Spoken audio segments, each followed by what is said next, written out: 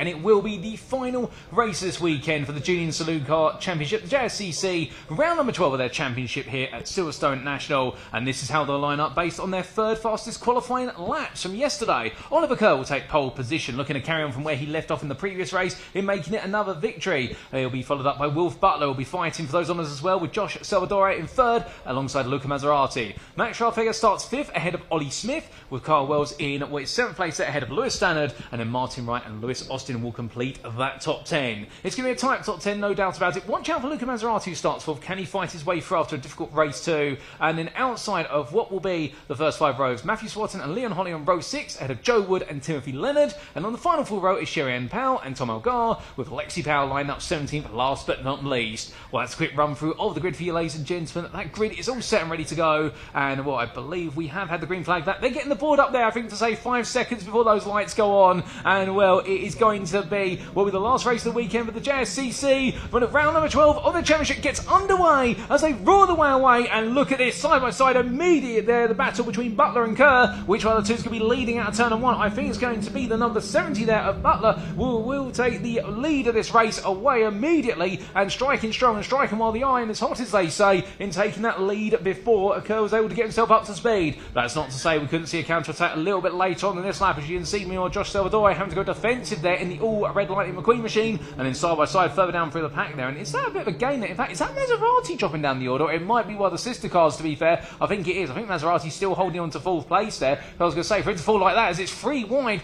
further down the order there as they make the way onwards, and that is going to be what will be right, and 2 of his rivals absolutely getting nip and tuck alongside each other as they come down to the braking zone. I don't think that's done quite yet, as they all stagger down into the braking zone here. In towards turn number 3, they go through Brooklands. A big slide there from Austin as he gets it back under control, and now through what is turn number 4 they go, and Wolver drives safely on through what is the opening lap of this race as they make the way onto lap number 2. But as they come away round here for what is another 15-minute journey of the Silverstone National Circuit, there's still more fighting to come here, as it is going to be side by side there between Smith and what is the number 19 of Stannard. Stannard still fighting there, and will look and try and move forward, as he was saying in his interview earlier on. Across the line they go, and after 1 lap of racing, well, it is the regular suspects to the front of the field. Butler ahead of Kerr, followed by Salvadore for the top 3. Wells and Maserati completing your top 5. Scharfegger in 6th, having another slow start, as that is Leonard there, who we see on screen in what is the number 29, trying to hold on to 12th place at the moment, with Elgar right behind him.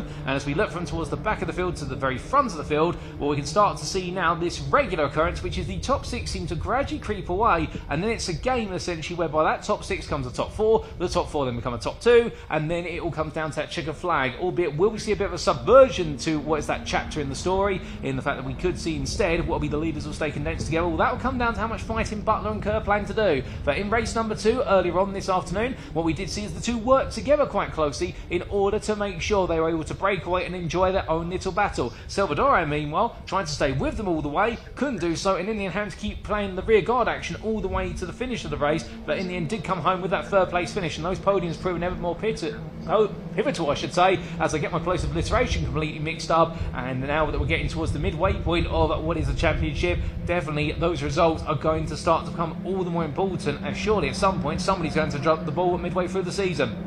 We're going on to another lap. New fastest lap of the race there being set by Salvadore. Josh Salvadore set a 13.08. These lap times definitely pushing onwards, albeit nobody yet into the 12s. But we did see a phenomenal 1 minute 12.9 from Kerr in race number 2 earlier. And was the circuit has become a little bit warmer as a result of all the racing. The sun's fully out, where it may change the layout of the circuit in terms of how it reacts to these cars, as we do see a long excursion on the exit of the Beckett's hairpin from Butler. Kerr tucks in behind, and Salvadore is still half a second back off of the leaders, and not really there in terms of that fight. So therefore I think it is going to be a bit of a challenge right now for him to be able to get involved in that battle as much as he would like to, and I think he's going to be looking more and more in his rearview mirror to see that Wells is waiting there for an opportunity. And well, these two are not too unfamiliar with each other, because we did see Wells put a lot of pressure on earlier on, albeit Smith was also in that fight then, but he's all the way down in 80, not in 80th place, the door number 80 is all the way down in 9th place there. We haven't got 80 cars in this grid, I'd love to see that, I think we all would. But coming out of what is turn number 5, well, Salvadore still holding on to that 3rd place place at the moment,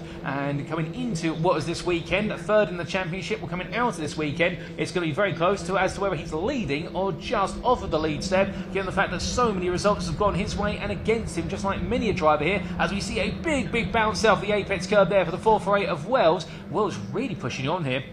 And the gap between the top two and then the next two, between Kerr and Silverstone in particular, is now up to 7 tenths. The leaders are trying to pull away here, and you can see in the fight for 5th, Maserati has broken away from Scharfegger, so the number 23 driver now falling away, and this has become a bit of a recurrence as well this weekend. Max Scharfegger, when he came into this weekend, really went to see what the pace is. Very fast in qualifying. We saw that in qualifying. His consistency in qualifying has been admirable, but over race distance has a great start, and after a couple of laps, the pace just seems to fall away a little bit. Now, whether that's because really good for a qualifying setup on the car, but not as comfortable with what is a race setup, not quite sure. I'm not going to try and gesticulate or in turn theorise, but I get the feeling right now Scharfegger just not able to maintain that pace as they're getting very close. Meanwhile, in the battle for third here, Silverstone and Wells still close together. The leaders continue to push each other on.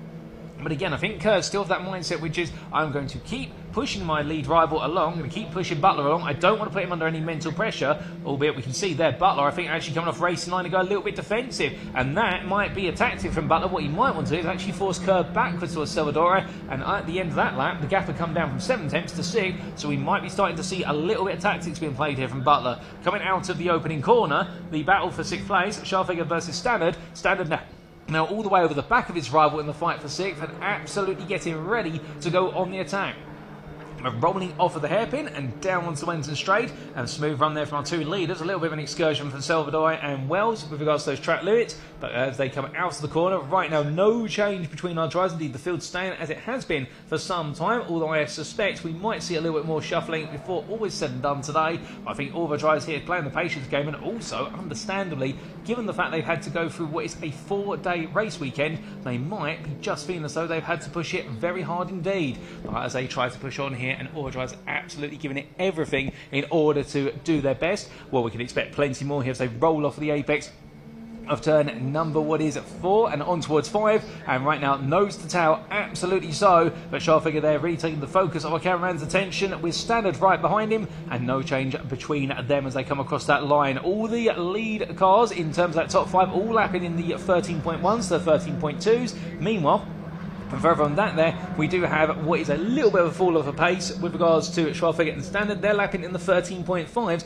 albeit that last lap, Scharfegger setting his personal best, new fastest lap of the race, in fact, a 12.9, and it's set by, you guessed it, Oliver Kerr, who is in the tow there of Butler's car, so he will have had a little bit of assistance on that lap with regards to getting that lap speed, but still, Oliver Kerr right now absolutely glued to the back of the race leader and showing so much pace here, and I think right now he might be starting to get a move on. And remember, he is your leading independent, he was your independent champions leader coming into this round as well, so therefore Oliver Kerr absolutely punching high here, and it's great to see Silverstone meanwhile having to now go more and more defensive versus Wells as he has lost the slipstream of Kerr. That gap is up to 1 second now, and at that distance it becomes negligible. Going for the cutback there is Wells. Can he find it? And the answer is yes, he can. He will get his front axle along the rear axle of Silverstone, so we will have a drag race now heading on to the start finish straight.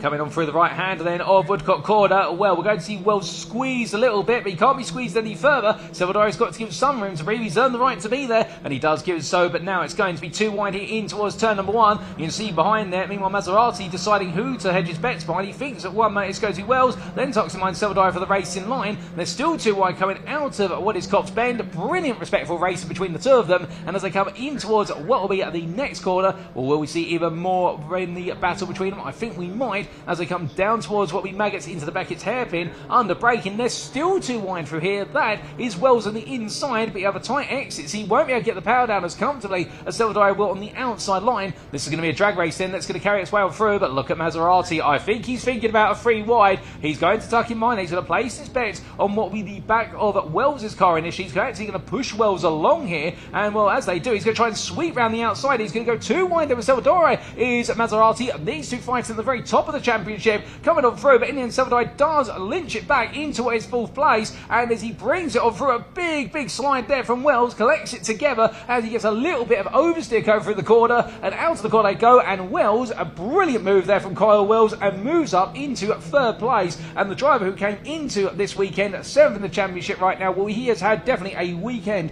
to shout home about with regards to the race, and particularly after that 4th place in race number 2, and he is chasing after what will be, I believe, for Kyle Wells, his maiden podium of the season, and right now he's doing everything right to hunt it down.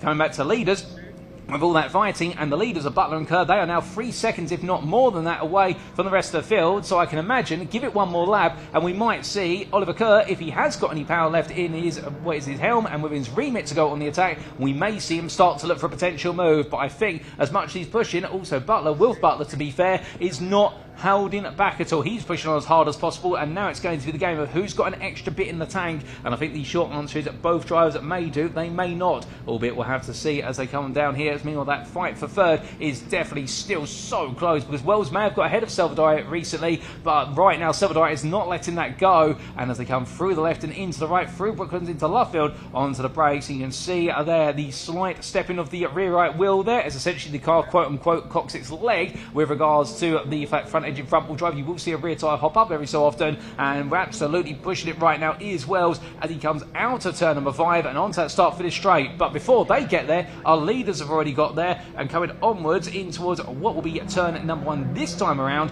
Well, in the 5 minutes we've got remaining, the leaders continue to stay absolutely tucked together, and we see further on back there we've also got a great little scrap going on here between what is Austin and Smith over 8th place, and the number 80 still on the charge here, trying to get back ahead of Austin as quickly as possible with Smith, but not able to find a way in at this moment.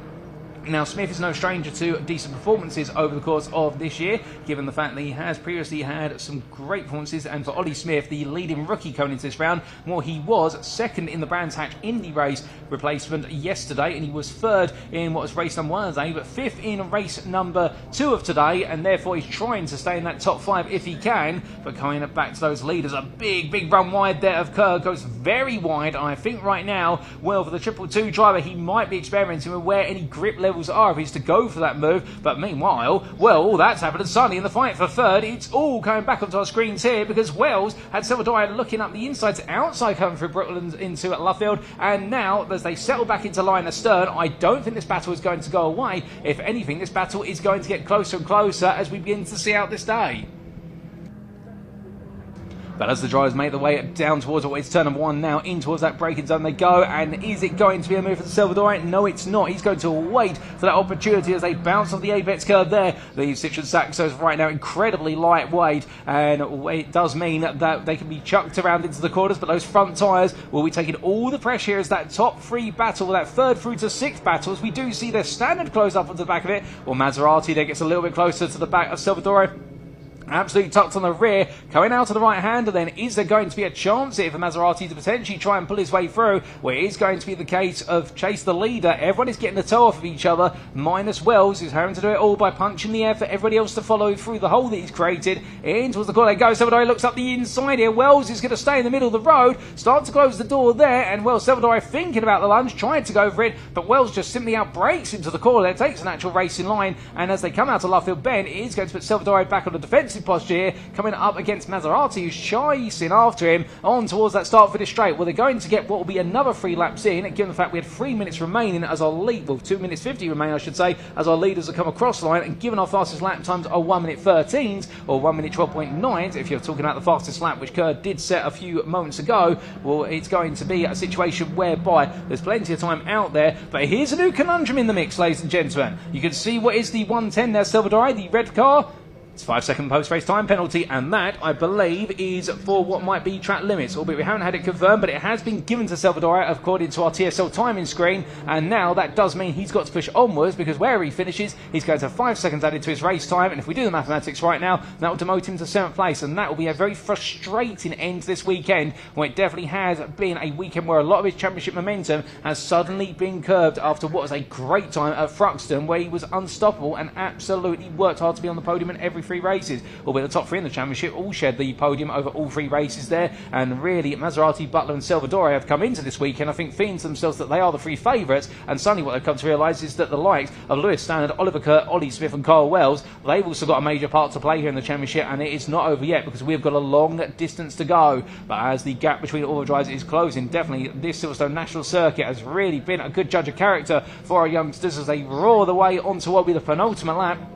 And as we can see, Butler's still holding on versus Kerr, the gap up to half a second. I wonder if Kerr's decided to back off and settle for second, but then come into the battle for third. They're going to go side by side in. That's going to be Salvador at the inside there of Willis Wells. Wells there's given the space to breathe on the outside, but now as they come down towards what will be Maggots into Beckett's hairpin, all the field behind them, fantastic. Is that going to be 3 wide? Surely that's not. No. Scharfegger in that. Oh, what on earth's happened there? That is the number 14 of Wright that's struggling along, going into the pit lane. We're sorry to see that. I suspect something's collapsed on that car, but as the driver's coming out there, well, that is still Wells, I think, holding on. But now we're going to Maserati side by side here with Scharfegger, who's getting into the mix. And, well, Max Scharfegger, who was falling back early on, has suddenly gone to this battle. And I think he's now finding himself enjoying this race a little bit more. Something has clicked since what has been the final 5 minutes, and that pace has really come on through. But as our drivers make the way on through there, we now look to what is the exit of Luffield Corner. And, well, as we do see one of the drivers going a bit slowly through there, we come back to the fight for third place, or fourth place, I should really say at this point. Is it going to be the fight for 5th place, as that is going to be Standard there, trying to take a cheeky look up the inside through Luffield and onto the start-finish straight versus Scharfegger, who's going to be side by side there as they go onto the final lap of racing for their weekend. And as they come out of Woodcock Corner, well, the fight for third is going to be between Wells and Salvadori. Maserati will be 5th, but then Scharfegger versus Standard is going to be the big question mark for 6th right now. There's nothing between them as they come through. There's nothing between what will be Wells and Salvadori in the fight for third, other than one is ahead of the other, and literally by no margin whatsoever.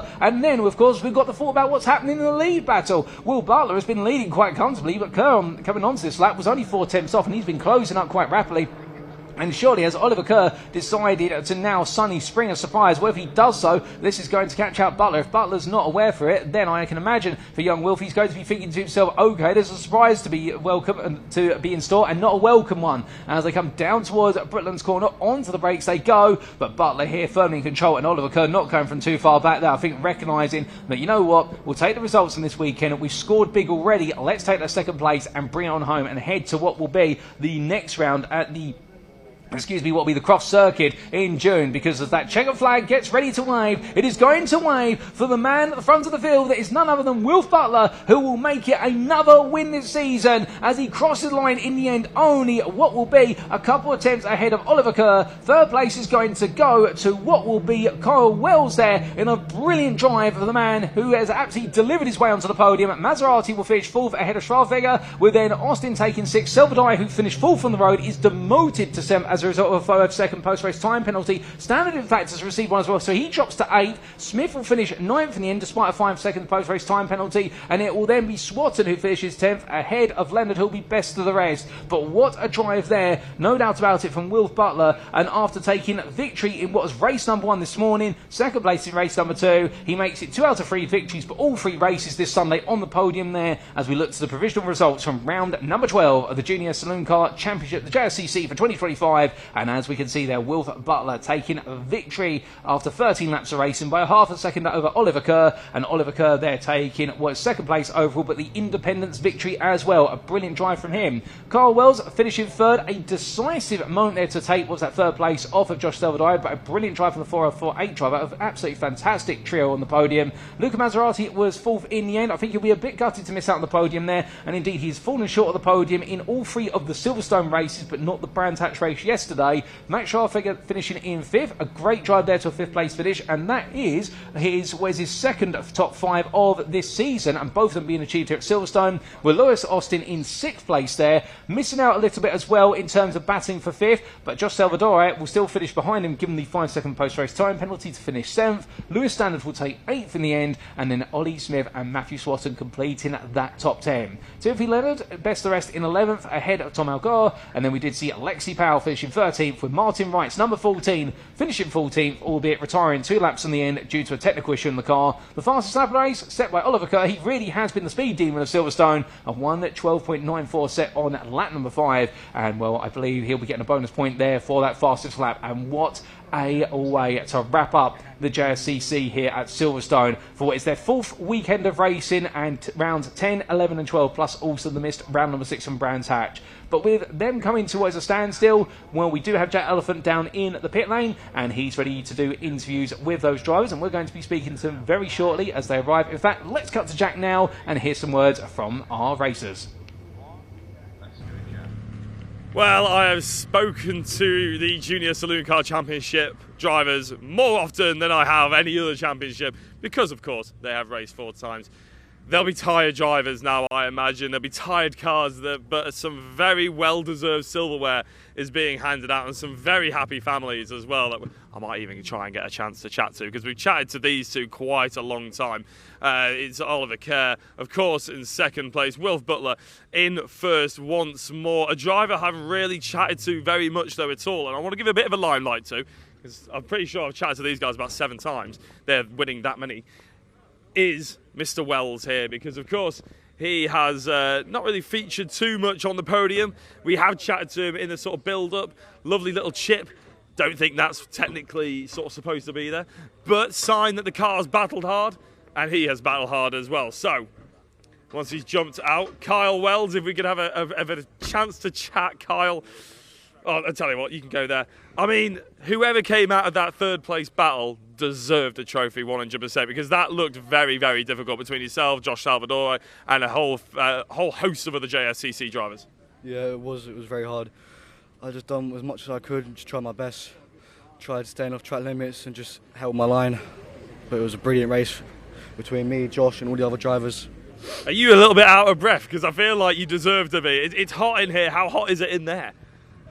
Probably 30, 40 degrees, I'd say. That is pretty ridiculous. And to be honest, I'm surprised you're not more red. How much of a physical toll does it take this weekend when 4 races in one go? Oh, a lot. A lot. 3 in one day. That's bordering on touring car standards. Yeah. Yeah, I'll give you that right. I will let you go and have a little bit of a rest. Congratulations to Mr. Wells. Right, and we will have one last little chat, I think, with Wilf Butler, unless I get something in my ear that says we need to move on, but I haven't had it just yet. So, Wilf, another great race. You've got a whole family supporting you as well behind the camera. On the there we go. How important is that, along with all the silverware as well? Yeah, it's really important. I mean, without any of them, I wouldn't be here. So, yeah, it means massively a lot to me. Yeah, no, as it should, as it should. I was just asking, it's hot in there, it's physically demanding. Yeah. 4 races in one weekend, are you ready for bed? Yeah, definitely. Try and have a day's rest. Got work tomorrow as well, so. And what is work? I work at a little glue factory. Oh, really? Yeah, work at a glue factory. Is that hard work as well? It sounds like something that would be hard work. Yeah, it gets quite hot in there. A bit like the car, really. I can imagine, at least you're getting used to it. Right, a big congratulations. There's cars out on track, so I'm going to have to shoot over to that. But a massive well done to all the Junior Saloon Car Championship drivers. They've done an absolutely brilliant job entertaining us this weekend. They're going to have another chance to do the same thing when they go to Croft as well in a couple of weeks' time. There is cars out there on circuit. We have pre-recorded interviews ready and waiting to go. So we're going to shoot over to that. Paul, enjoy the next race.